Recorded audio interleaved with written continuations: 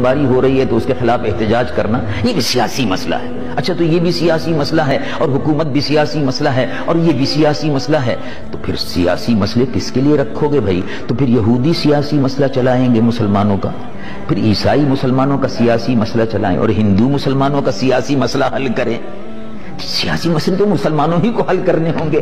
اگر مسلمان ہی اپنی سیاست سے خود دستبردار ہو جائے تو کہ یہودی اور عیسائی اور ہندو آ کر مسلمانوں کی سیاست کریں گے اور مسلمانوں کا نظام حکومت اور مسلمانوں کی گورنمنٹ جو ہے اس کو چلائیں گے؟ یہ تو سوچنے کی بات ہے۔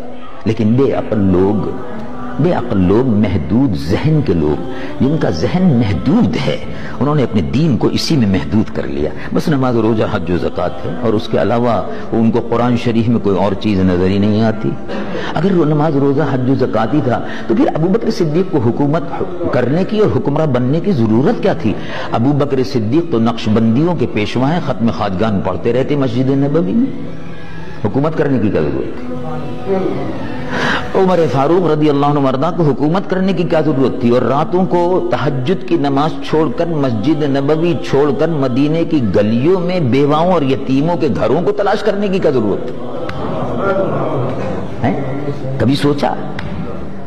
عثمان غنی، علی مرتضی، یہ خلفائے راشدین تھے، یہ مصلی پر کھڑے ہو کر نماز بھی پڑھاتے تھے، اور جیسے رسول اللہ صلی اللہ علیہ وسلم رات کو تہجد پڑھاتے تھے، صحابہ تہجد پڑھتے تھے، اور دل میں جب عمل کا وقت ہوتا تھا تو میدان بدر میں جہاد کے لیے کود پڑتے تھے۔